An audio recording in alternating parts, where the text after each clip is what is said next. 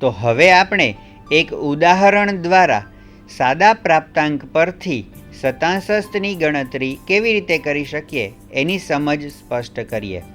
અહીં તમે સ્લાઇડમાં જોઈ રહ્યા છો તે પ્રમાણે આપેલી માહિતી પરથી આપણે P70 એટલે કે 70માં શતાંશની કિંમત મેળવવાની છે.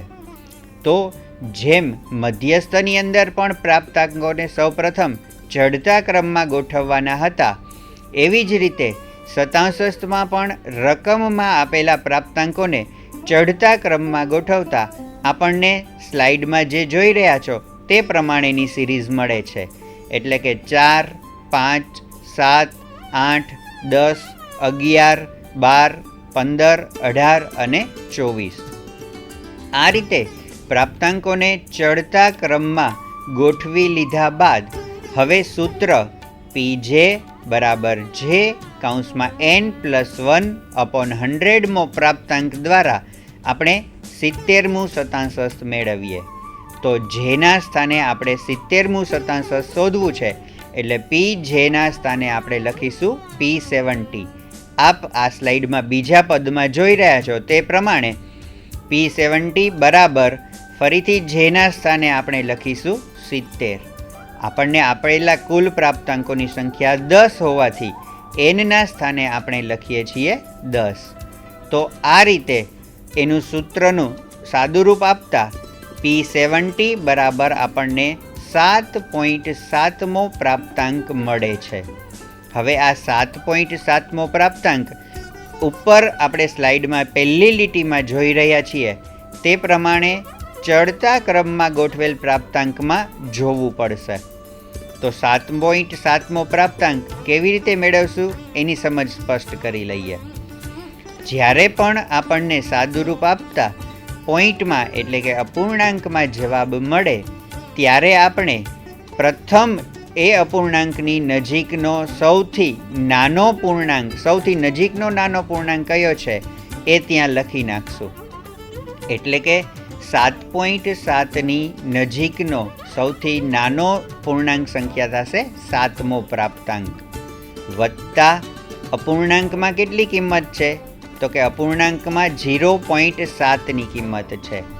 એ 0.7ની કિંમત સાથે કૌંસમાં આપણે એવી રીતે બાદબાકી કરશું કે આપણને આપેલો અપૂર્ણાંક કયા બે પ્રાપ્તાંકોની વચ્ચે આવે છે. અહીં જે સ્લાઇડમાં જોઈ રહ્યા છો તે પ્રમાણે આપણને 7.7મો પ્રાપ્તાંક છે એ આપણને ખ્યાલ જ છે કે 7 અને 8માં પ્રાપ્તાંકની વચ્ચે હશે. તો એમાંથી મોટા પ્રાપ્તાંકમાંથી નાનો પ્રાપ્તાંક બાદ કરવો જોઈએ. એટલે આપણે લખીશું કે 7મો પ્રાપ્તાંક વત્તા 0.7 કૌંસમાં 8મો પ્રાપ્તાંક માઇનસ 7મો પ્રાપ્તાંક.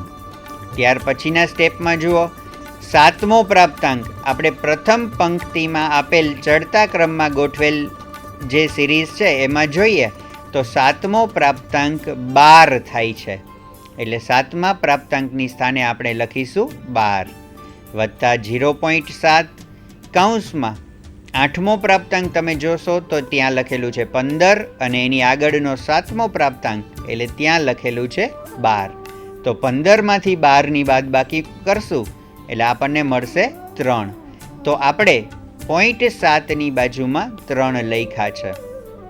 0.7 ગુણ્યા 3નો ગુણાકાર કરીશું એનું સાદુરૂપ આપતા આપણને મળશે 2.1 અને 2.1નું 12 સાથે એડિશન કરતાં આપણને ફાઇનલ આન્સર મળે છે P70 બરાબર 14.1. આનો અર્થ એ થયો કે આપણને સાદા પ્રાપ્તાંકો જે આપેલા છે એનું 70મું શતાંશ થાય છે 14.1. આ માહિતી તમે સરખી રીતે સમજી ગયા હશો. હવે સાદા પ્રાપ્તાંક પરથી આપણે શતાંશ શોધવાની ગણતરી શીખ્યા બાદ જો આપણને અસતત આવૃત્તિ વિતરણ આપેલું હોય તો તેના પરથી શતાંશ કેવી રીતે શોધવું તેના વિશેની સૂત્રની સમજ સ્પષ્ટ કરી લઈએ. તો આ રહ્યું આપ સ્લાઇડમાં જોઈ શકો છો તે પ્રમાણે અસતત આવૃત્તિ વિતરણ પરથી શતાંશ શોધવાનું સૂત્ર. એમાં પણ સાદા પ્રાપ્તાંક પરથી શતાંશ શોધવાના સૂત્રની જેમ જ PJ બરાબર J કૌંસમાં n+1/100 મી સંચય આવૃત્તિ સામેનો પ્રાપ્તાંક, કે જ્યાં PJ બરાબર J મું શતાંશ દર્શાવેલું છે અને n બરાબર કુલ પ્રાપ્તાંકની સંખ્યા દર્શાવેલી છે.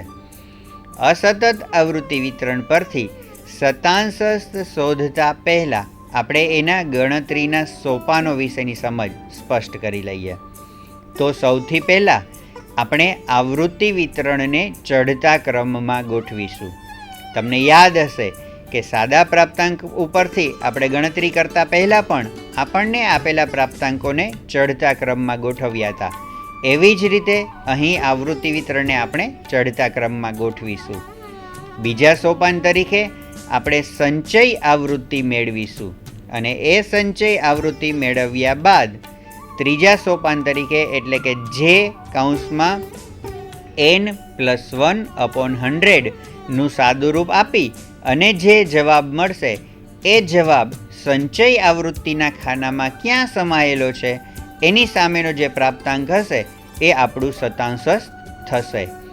તો આવી રીતે અસતત આવૃત્તિ વિતરણ પરથી ગણતરી કરવા માટેના સૂત્રની સમજ મેળવ્યા બાદ હવે આપણે એક ઉદાહરણ દ્વારા અસતત આવૃત્તિ વિતરણ પરથી P30 અને P80 કેવી રીતે મેળવાય એની સમજ વિગતે મેળવીએ. P30 એટલે કે 30મું શતાંશ અને P80 એટલે કે 80મું શતાંશ મેળવવા માટે આવૃત્તિ વિતરણ આપેલું છે એ આપ અત્યારે સ્લાઇડમાં જોઈ રહ્યા છો. આ સ્લાઇડમાં આપણને 0, 1, 2, 3 એવી રીતે પ્રાપ્તાંકો છે એ ચઢતા ક્રમમાં જ આપેલા છે. એટલે પ્રથમ સોપાનમાં જે આપણે વાત કરેલી હતી કે આવૃત્તિ વિતરણને ચઢતા ક્રમમાં ગોઠવવું એ અહીંયા આપણને પહેલેથી જ આપેલું છે. એટલે સીધું જ આપણે બીજું સોપાન સરીશું સંચય આવૃત્તિ શોધવાનું. તો આપેલા આવૃત્તિ વિતરણની સાદી આવૃત્તિ પરથી સંચય આવૃત્તિ કેવી રીતે શોધી શકાય એ આપ આ સ્લાઇડમાં નિહાળી રહ્યા છો. અહીં જે પ્રથમ વર્ગ આપેલો છે એ પ્રથમ વર્ગની સાદી આવૃત્તિ આપેલી છે 2. એ સાદી આવૃત્તિમાં શૂન્ય ઉમેરતા આપણને પ્રથમ વર્ગની સંચય આવૃત્તિ મળશે 2, જે તમે ત્રીજી કોલમની અંદર જોઈ રહ્યા છો. એ પ્રથમ વર્ગની સંચય આવૃત્તિને ત્યાર પછીના વર્ગની સાદી આવૃત્તિ સાથે એટલે કે 2નો 4 સાથે સરવાળો કરવાથી આપણને 6 એટલે કે બીજા વર્ગની સંચય આવૃત્તિ મળે છે. ફરીથી આગળ જોઈએ તો બીજા વર્ગની સંચય આવૃત્તિ 6 ને ત્રીજા વર્ગની સાદી આવૃત્તિ 9 સાથે સરવાળો કરવાથી ત્રીજા વર્ગની સંચય આવૃત્તિ આપણને મળશે 15. અને આમ ક્રમશઃ આગળ વધતા 7મા વર્ગની સંચય આવૃત્તિ આપણને મળે છે 58. તેનો ત્યાર પછીના એટલે કે છેલ્લા વર્ગની સાદી આવૃત્તિ 2 સાથે સરવાળો કરવાથી અહીં આપણને સંચય આવૃત્તિ છેલ્લા વર્ગની મળશે 60. અને અહીં આપણને કુલ પ્રાપ્તાંકોની સંખ્યા એટલે કે આવૃત્તિનો સરવાળો n બરાબર પણ 60 મળે છે. સંચય આવૃત્તિ શોધવાના બીજા સોપાન બાદ આપણે સાદુરૂપવાળા ત્રીજા સોપાન તરફ આગળ વધીશું. તો અહીં આપણે 30મું શતાંશ શોધવાનું છે. એટલે 30મા શતાંશ શોધવા માટે થઈ અને સૂત્રમાં જેના સ્થાને આપણે 30 લખીશું. તો તમે સોપાનની અંદર અહીં સ્લાઇડમાં બીજા સ્ટેપમાં જોઈ રહ્યા છો કે P30 બરાબર જેના સ્થાને આપણે 30 લખ્યું કૌંસમાં 60+1/100 મી સંચય આવૃત્તિ સામેનો પ્રાપ્તાંક. અહીં CFI લખેલું તમે સ્લાઇડમાં જોઈ રહ્યા છો. CFI એટલે કે ક્યુમ્યુલેટિવ ફ્રીક્વન્સી, જેને આપણે સંચય આવૃત્તિ તરીકે ઓળખીએ છીએ. તો 60 + 1 એટલે 61 અને 61નો 30 સાથે ગુણાકાર કરી અને 100 વડે ભાગતા આપણને P30 બરાબર મળે છે 18.3મી CFI એટલે કે 18.3મી સંચય આવૃત્તિ સામેનો પ્રાપ્તાંક. તો હવે જમણી બાજુ દર્શાવેલા કોષ્ટકમાં જો આપણે નજર કરીએ તો સંચય આવૃત્તિના પ્રથમ ખાનામાં 2 લખેલું છે, જેમાં 18.3નો સમાવેશ થાય નહીં. ત્યાર પછી 6 અને 15ની અંદર પણ 18.3નો સમાવેશ થાય નહીં. તો સંચય આવૃત્તિના ચોથા ખાનામાં એટલે કે જ્યાં 25 લખેલું છે ત્યાં 18.3નો સમાવેશ થશે અને એ 18.3નો સમાવેશ થતાં 25વાળા સંચય આવૃત્તિ સામેનો પ્રાપ્તાંક જો તમે જોશો તો તમને મળશે 3. એટલે કે આ રીતે આપણને 30મું શતાંશ 3 છે એવી ગણતરી કરતાં મળ્યું. તો હવે P30 બરાબર 3 તો મળી ગયું, પણ એનો અર્થ શું થાય એ પણ સમજી લઈએ. P30 બરાબર 3નો અર્થ એવો થાય છે કે આપણને આપેલા વિતરણની 30% આવૃત્તિઓ છે એ 3 કે તેથી ઓછા પ્રાપ્તાંકમાં સમાઈ જાય છે.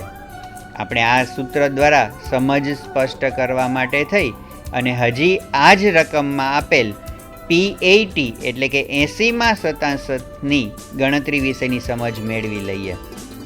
તો હવે આપણે જેના સ્થાને 80મું શતાંશ લખવાનું છે એટલે લખશું P80 બરાબર 80/60+1/100. તો ફરીથી સાદુરૂપ આપતા આપણને P80 બરાબર મળે છે 48.8મી CFI એટલે કે સંચય આવૃત્તિ સામેનો પ્રાપ્તાંક. તો જેવી રીતે P30 વખતે આપણે જોયું હતું એવી રીતે જ હવે જમણી બાજુ દર્શાવેલ સંચય આવૃત્તિના કોષ્ટકમાં જોઈએ કે 48.8નો સમાવેશ કયા ખાનામાં થાય છે. તો એ જોતાં આપણને ખ્યાલ આવે છે કે સંચય આવૃત્તિના 55વાળા ખાનામાં 48.8નો સમાવેશ થાય છે અને એ સંચય આવૃત્તિવાળા 55ના ખાનાની સામે જોતા પ્રાપ્તાંક આપણને મળે છે 6. એટલે કે 80મું શતાંશ આપણને મળ્યું P80 બરાબર 6.